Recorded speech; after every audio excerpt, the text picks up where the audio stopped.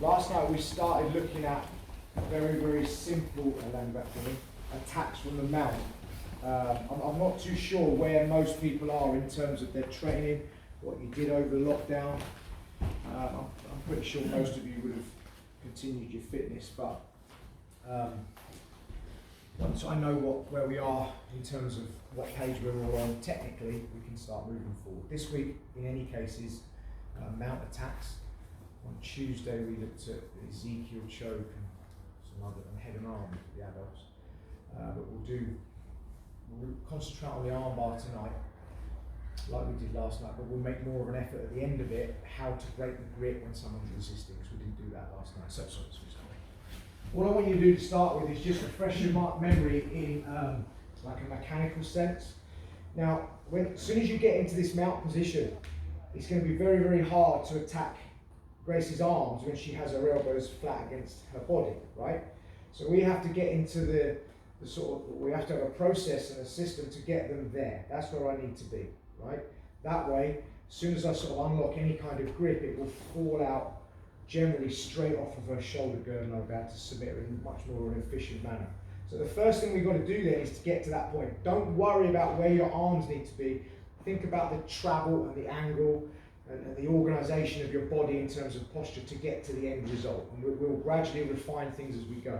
So what I'm going to start to do is I need to make like a bit of a wedge with my thighs for her elbow. So I'm just going to lift one and stick my thigh underneath. So it's harder, not impossible, but harder for her to get that back into the sort of position of safety. Then I'm just going to do the same on this side. Once I'm in that position, my hands are going to go onto the floor and I'm going to cup the top of her head. Relative to your opponent's body will determine how many steps or crawls you have to do. My shins are quite long in relation to Grace's upper body, so I might only have to do 2 little baby crawls. If you're with a bigger person, in comparison to you, it might be 4, it might be 6. But I keep hold of her head and I just crawl. 1, 2. I crawl as high as I possibly can so that I can sort of match or marry my arches of my feet look on the top of her pelvis. So on that side and that side. And all I do is sit up. I don't pinch my knees. I open my knees so my weight is on her. If I pinch my knees, it makes me a little bit lighter. It lifts my butt up and it attaches me to her. So if she was to start to bridge, I'd go wherever she went. So I need to be heavy, right? Now, I have to start my arm attacks. You can see that I'm hiding my feet, which is a key component of the mount. The arm I'm going to attack should always be the one that's on top. She's folding her arms like this, so this one is on top. That's the easiest one to submit. So on that side, I just slide my knee up, and again, don't worry about where your hands are, just walk yourself through it. My knee comes up past her head. That's your reference point. Any further down, and it's not as efficient as it could be. And if you noticed, when I did that, I didn't leave my foot down. I want to get further through this mount attack, and at some point I'm going to have to go to an S mount to hit this armbar. If my foot's lazy like that, she lifts her hips up and just sits on top of it, well, now I can't progress my mount anymore. You understand? So the moment I start to step up on this side after I've found her hips and spread my weight, this arm I go up, 1, 2. It doesn't have to be a perfect combat-based kind of position. It's just acknowledging any kind of hip movement and any kind of traps you might have here, right? Next thing, I'm going to high five the mat so I can go around, clear some space for this leg to hit my S mount position. Heel and knee should be pinching. The more I do that, the more she does this, the more this is prepared. Hand as closest to the head, reach through and hug or tap your hip flexor, not your knee. There's too much movability here, hip flexor. My other hand, the one that's nearest to the legs, takes my weight so that I can lean, not forward, because if she bridges, your face plant. Lean away to make this leg lighter, right? It comes across her face. Pinch your knees together. You can finish the armbar from the mount, or don't dismount until the leg comes over her head. Knees together, heels together, thumb away, armbar. The tighter you do all of the stuff before the armbar, the quicker the tap will come. So again, don't worry about the intricacies, what arm does what. Shelf, shelf, stop. Why do I hug here? Well, if I start to crawl, watch what she'll do.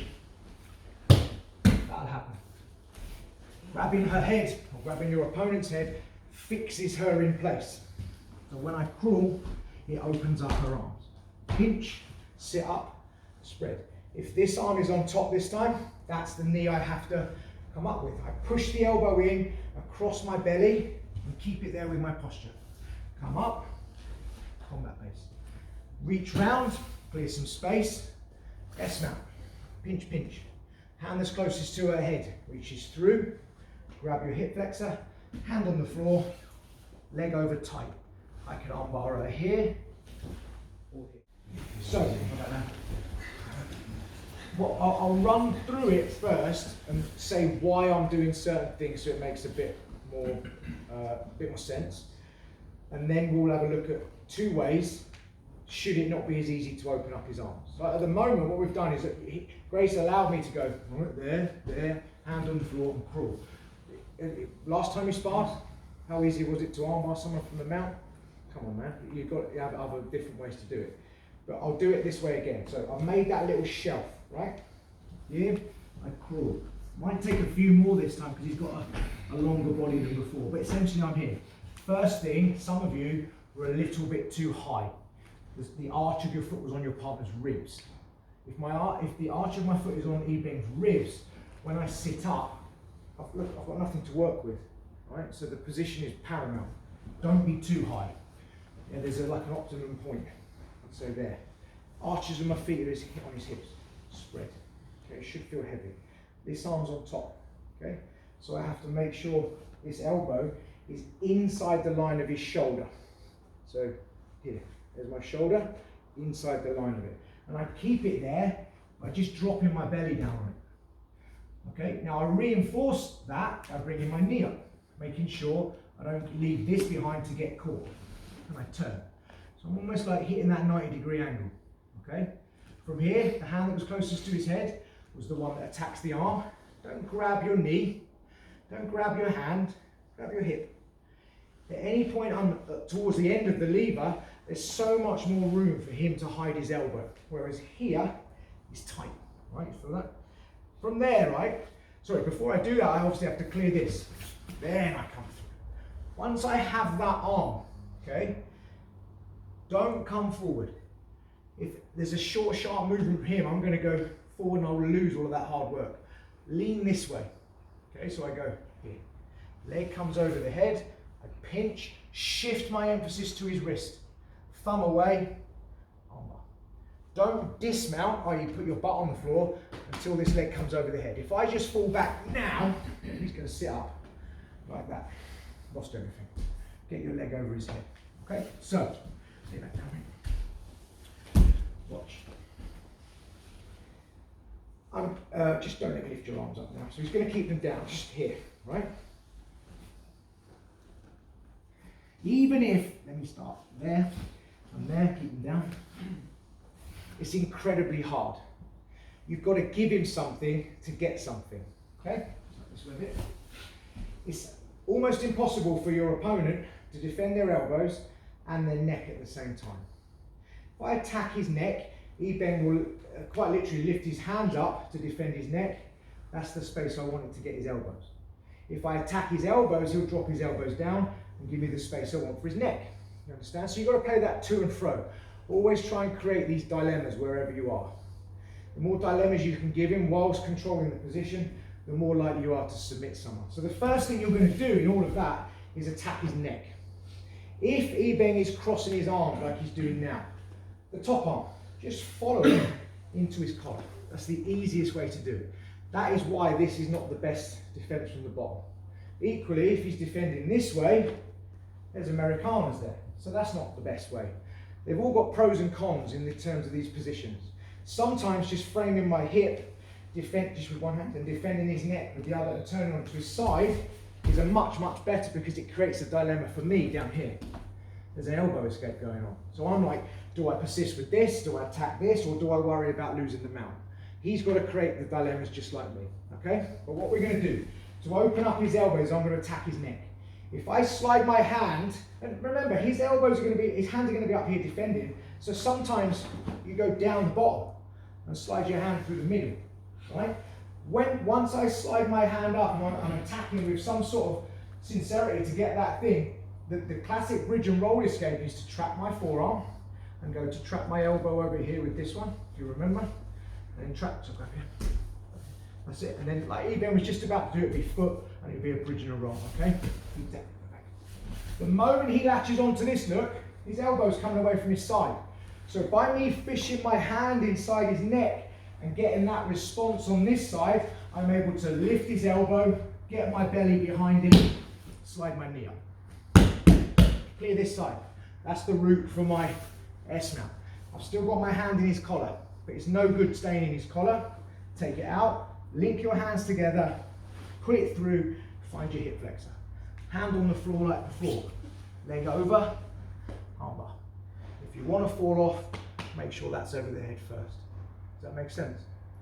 That's your first one. We're running out of time, so try that. And I want the guy on the bottom to start to resist a bit more each time. Okay? Don't let me get my hand in your collar.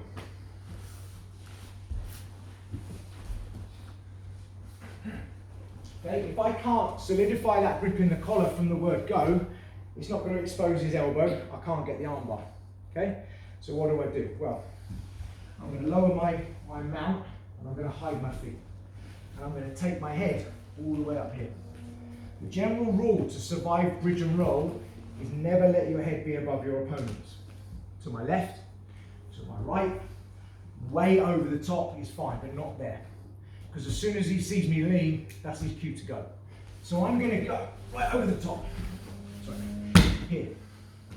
Driving my hips down, hiding my feet, low mount being as heavy as I can. And I'm going to look down his collar. I'm going to get my hand in like I'm going for a cross collar choke. I'm going to get it in as deep as I can, and I'm going to push my forearm across his face. That will give me the reaction. He will either use the wrong hand for the bridge and roll to stop my elbow going across his face, push my elbow back. Yeah, look. Thank you. So I get my knee up. Or he will just go with the correct one, at which point I can lift and get to where I want it to go anyway. You've got to create these dilemmas, and the dilemma is like this. That's what we want. Do you understand? So I'll show you one more time. I'll do the first one. So can't get his elbows up in this one. So I attack his neck. He starts to defend, elbow across, slide my knee up. His elbow must always stay here. High fives, S mount. Switch, hip flexor, knee over the head. Arm through. One more thing. See how I controlled his head? If he can look at me, the moment I sit back, can you pull your arm through? That's going to happen. Back again. So, if when I'm here, I can stop him from looking at me, pull your arm through. He can't. Understand what I mean? So always manipulate where he looks, so his body has to follow. Got it?